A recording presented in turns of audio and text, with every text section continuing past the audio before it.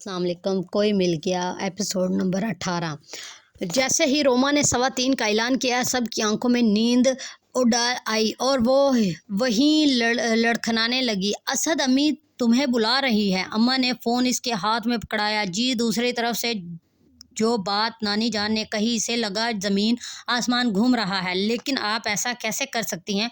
वो बुलबुला उठा, मगर वो कुछ कहना चाहता था मगर दूसरी तरफ से मौका ही नहीं दिया गया था। ठीक है, जैसे आप चाहें। इसने फ़ोन रख दिया। और आपको पता था कि नानी जान ने इसे अम्मा के चेहरे से लग रहा था कि इन्हें सब कुछ पता है। हाँ, मुझे सब पता है और सब इसमें हर्ज ही क्या है। वो चुपचाप अम्मा को देख रहा था, फिर आस्तगी से बोला, अगर आप सबको एतराज़ नहीं है तो फिर मुझे भी नहीं है। इसने ये जुमला किस दिल से कहा था, ये इसका दिल ही जानता था। इसे अम्मा ने आगे बढ़कर इसकी पेशानी चूम ली।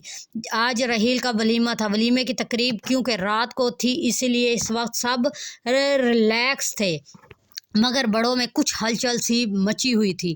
ज़रूर दाल में कुछ काला है। रोमा ने तमाम हालात का जायज़ा लिया, क्यास आराई की। इसका हलचल का मतलब है आज फिर किसी पर बम गिरेगा।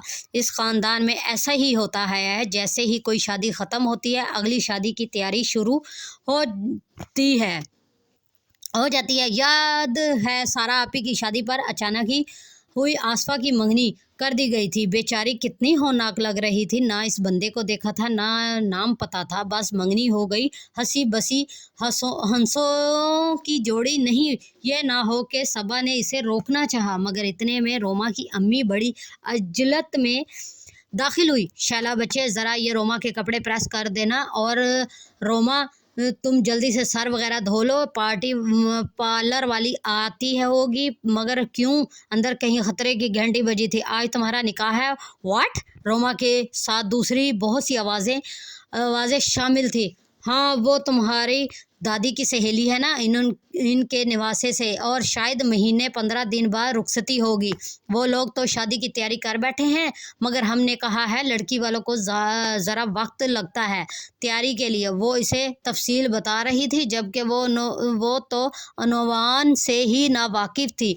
अच्छा, अब देर ना करना, वो पार्लर वाली पहले मायदा को तैयार करेगी, फिर तुम्हें, वो कहकर चली गई। तुम्हें अंदाज़ा है रोमा के तुम खुद होनाक लग रही हो?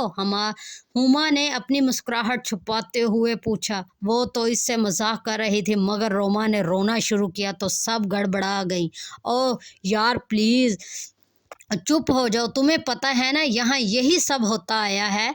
वो इसे बहलाने की कोशिश करने लगी, फिर थोड़ी देर बाद वाकई चुप हो गई। कितनी देर से लॉन्च में टहल रही थी। 5 बजने वाले थे और 8 बजे वलीमा था। शैला इतनी देर से इसे आवाज़ें दे रही थी, मगर वो सुन ही नहीं रही थी। अंदर अब फुल आवाज़ में गाने चल रहे थे। आखिर क्या सोच रहे कर इन्होंने मेरे साथ इस तरह किया है? वो अभी इस बात को